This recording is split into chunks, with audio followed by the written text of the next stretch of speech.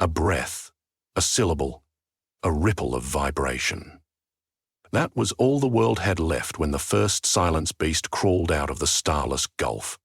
It glided over the cobblestones of Euphony Square, its hide a negative sheen that swallowed torchlight and conversation alike.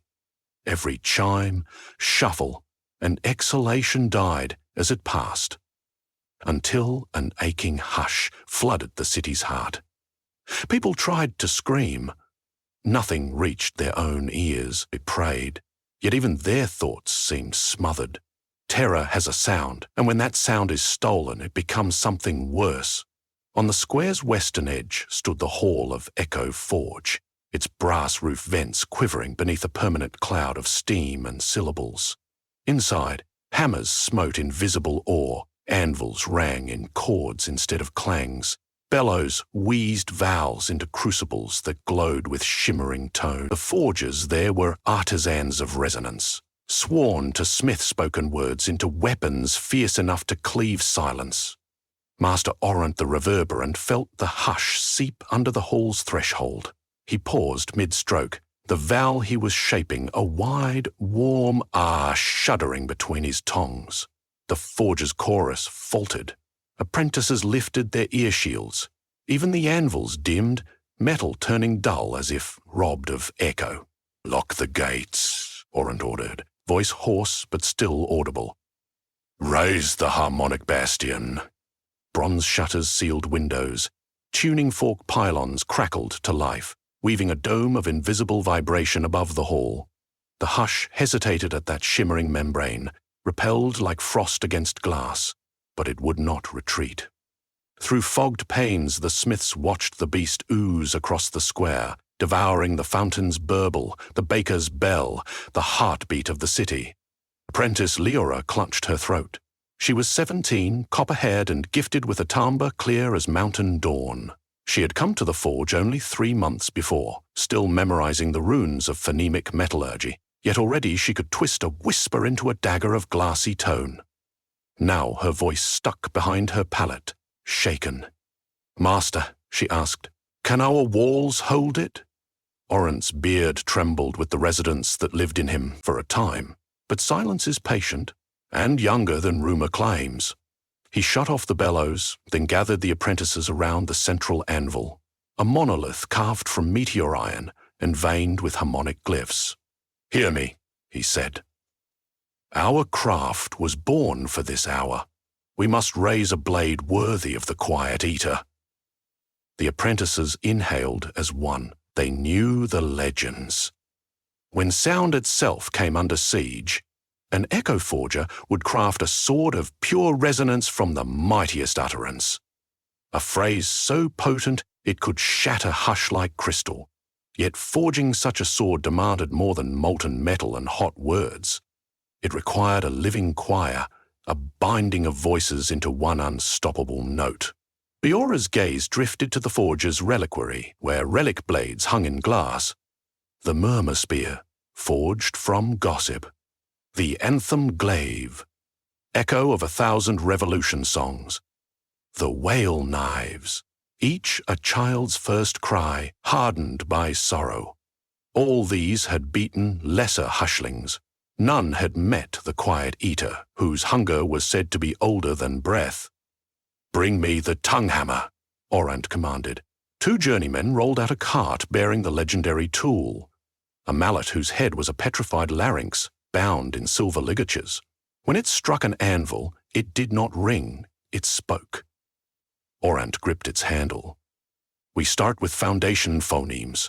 Open vowels feed them warmth. Leora, give me the flame syllable." She stepped forward, fear quaking her knees. She recalled the lesson, gather breath low, let it bloom into vowel, strike at release. "Ah!" she voiced, a bright torch of sound. Orant caught the glowing vowel with tongs of orichalcum and laid it upon the anvil.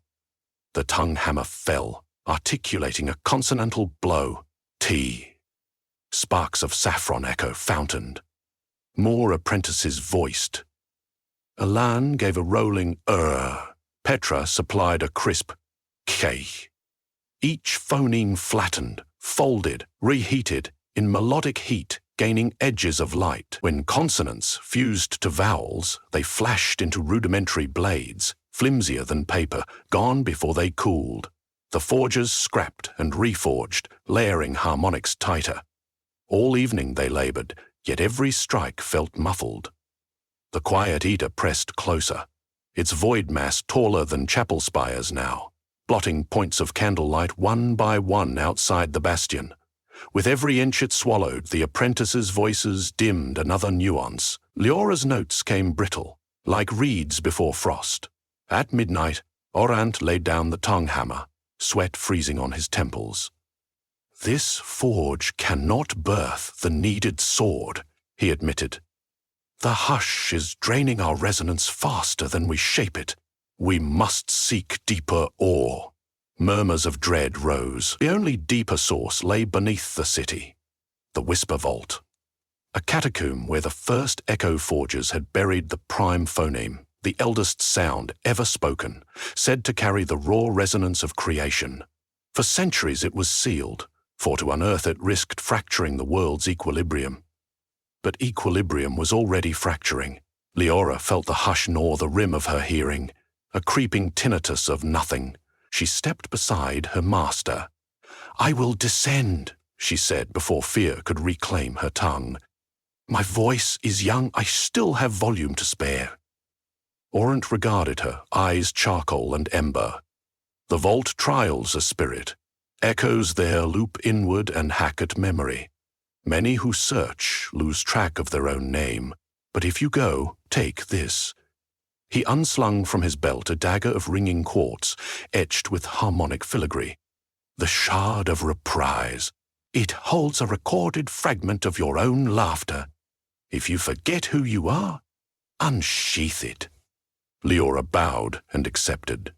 Petra and Ellen volunteered to accompany her, along with twin journeymen Riz and Darrow, to carry resonance lanterns. Together they exited through the forge's sub-cellar, down spiral stairs that resonated like bass strings plucked by giants. The Whisper Vaults lived in total darkness. Sound maps had been etched into the walls, a lineage of hums guiding pilgrims. Rez struck a tuning fork. Its pitch rebounded along the corridor, lighting strips of phosphor. They followed the glowing path, deeper, descending through humidity that tasted like old parchment, and lightning. As they progressed, voices rose around them. Scraps of lullabies, court verdicts, market haggles. Residual echoes trapped since ages when stone was young. They drifted like will-o'-the-wisps in the dark, brushing hair, tugging cloaks. Leora held steady, though one echo moaned, using her late mother's cadence, twisting her heart. "Hold your center," Petra reminded. "Echoes feed on nostalgia." In the fourth chamber, the path forked into arched alcoves, each pulsed with a unique rhythm whose music sometimes aligned, sometimes clashed. Riz consulted a sonograph compass. "We follow the ascending fifth," he muttered. But the hush reached even here, its negative pressure tugging at vibrations.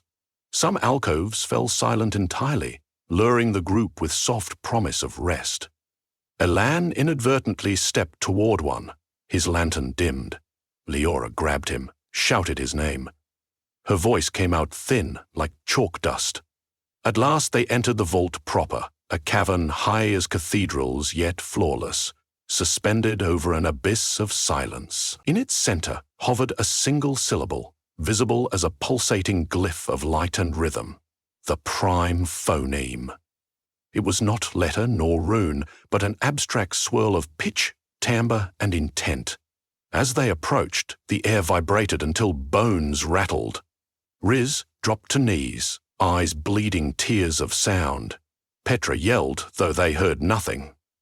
Her mouth shaped. "We need containment." She thrust a crystal coffer toward Leora, activated a harmonic snare, but strands of resonance snapped, unable to cage the prime phoneme. It was too vital, too vast. Then hush surged from the abyss like cold breath. A smaller silence beast scout of the Eater slithered up the cavern's wall, drawn by the phoneme's song. Its arrival muted the echo lights. In sudden dusk, The prime phoneme flickered. Instinct drove Leora. She sprinted onto a narrow rock spine that thrust toward the glare. As she ran, she chanted the oldest word she knew, her own name. Leora! With every syllable, she hammered rhythm into the path, forging footholds from her living resonance. The scout reared to intercept, more wide, swallowing notes straight from the air. Leora twirled the shard of reprise. It sang her laughter, jangling like silver bells. The beast recoiled, its form flickering, edges disintegrating before that intimate joy. She leapt, arms wide, and the prime phoneme collapsed into her chest with a thunderclap of heartbeats. Sudden radiance blinded her. She plummeted, yet landed on solid ground. The resonance shaped itself as she willed, supporting her with cords of light. The scout lunged again. Petra tossed a resonance grenade that ruptured into feedback, blowing chunks of hush into vapor. "Go!" Riz shouted. The vault's collapsing, with the phoneme nested inside a sphere of her breath. Leora sprinted back across vibrating stones. They vaulted over fissures, the chasm roaring with unsound.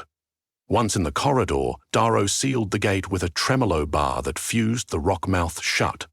They fled upward, the phoneme dimming lanterns as though jealous of lesser lights. When they reached the hall of Echo Forge, dawn had turned grey. Outside, the quiet eater loomed against the sunrise, tall enough to swat steeples. Its aura hushed birds mid-flight. They dropped like stones. Forgers gathered round as Leora released the prime phoneme onto the anvil. It hovered, spinning like molten glass. Orant's weary face brightened. "Begin final forging," he intoned. They arranged themselves in concentric rings. Apprentices formed the inner circle, journeymen outside, masters outermost. Each held a tuning shard tuned to their native tongue. Orant raised the tongue hammer. "We shall speak the sword into being," he proclaimed. "One syllable at a time, each feeding the next. Hear your neighbor. Harmonize. Speak truth." They inhaled. Leora began with the seed, a pure, fearless vow, birthed from the phoneme's heart. The sound burst upward like sunrise. Petro latched consonants, Riz and Darrow added rhythm, Orant curved pitch into blade shape. Voices layered, welding, tempering under cosmic pressure. They worked hours, sweat beaded, throats bled, yet the forge rang louder than ever. Outside, the quiet eater pounded the bastion. Filigrees of shield cracked. Flakes of hush drifted inside, dulling edges of song. Still the forging continued. At the climactic stroke, Orant shouted, "Name the blade!" Leora felt the word blossom inside her, a word that contained every language's first cry and last lullaby. She spoke it. "Resurgenta!" The hall exploded in light. On the anvil lay a sword of lucid resonance, its edges shifting prismatic, hilt a braid of converging syllables. It hummed with newborn eagerness, but even triumph tastes short. The bastion finally shattered, shards of broken chant flying like glass. The quiet eater surged in, devouring the forger's song so fiercely that wall banners fell, inert. Orant seized Resurgenta. "Keep forging! Sustain the choir!" he yelled, then strode toward the breach. Leora broke formation. "Master!" "No!" His eyes flared. "Your voice carries the phoneme still. Without it, the blade will fade. Guard it." He leapt through smoke, weapon raised. The quiet eater met him, a maul the width of streets, and swung, carving arcs of color. Each cut released thunder, chiseling the beast's flanks. Yet where chunks fell, they birthed more hushlings, crawling like living shadows. The choir inside faltered, hearts buckling under grief. Voices rumbled off-key. Petra sobbed. Her note cracked, sending fissures through Resurgenta's glow. Leora realized. The sword depended on unbroken harmony. Despair was the sharpest silence. She sprinted after Orant. As she emerged, the city lay drowned in hush. Only footsteps rang ours. Orant fought upon a fountain plinth, silhouette radiant.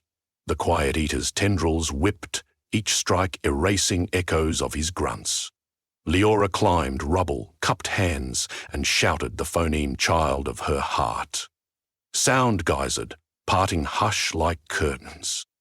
Orant turned, eyes wide. A plan flashed between them without speech.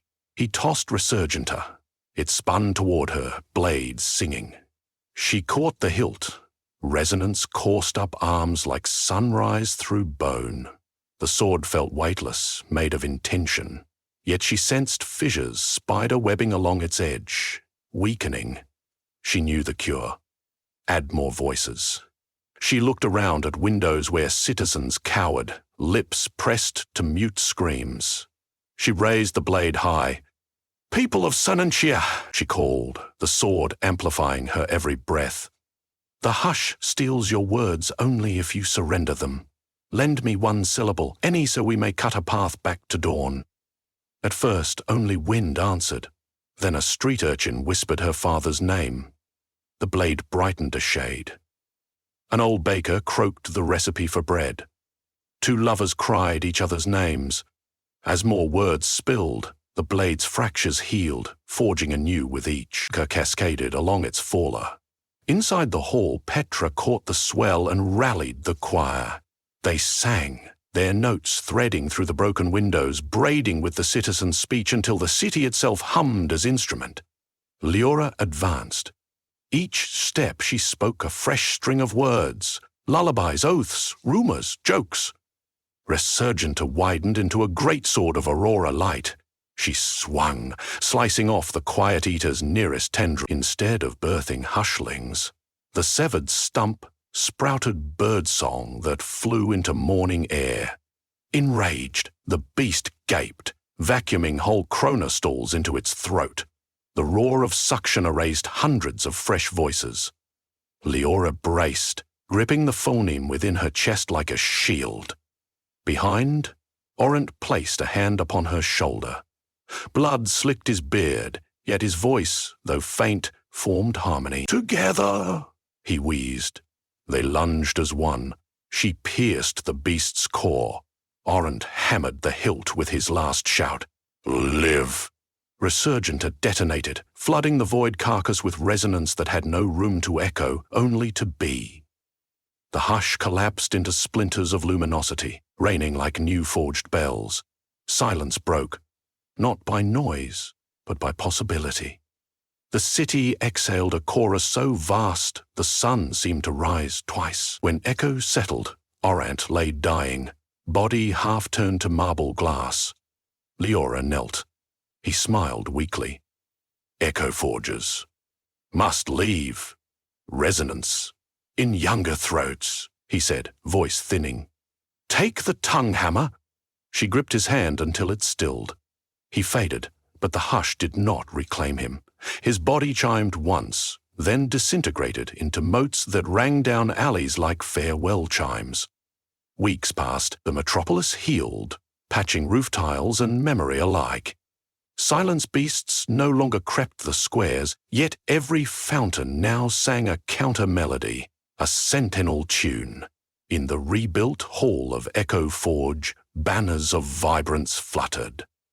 Leora, wearing the Grandmaster mantle, addressed new apprentices. She lifted the tongue hammer, its petrified larynx glinting with newborn vowels. "Our craft is never simply to break silence," she told them. "It is to remind the world it was born in sound heartbeats in wombs, thunder over oceans, names whispered for the first time. Silence will come again, wearing new masks. When it does, we shall be ready, forging swords not from fear, but from every story we dare to speak." She struck the anvil. The hammer uttered a steady, beckoning syllable that swelled through rafters, into streets, into the sky where, by night, unseen things still listened. And thus the saga continued. An unending song against the dark, resonant as a blade drawn from its scabbard at dawn.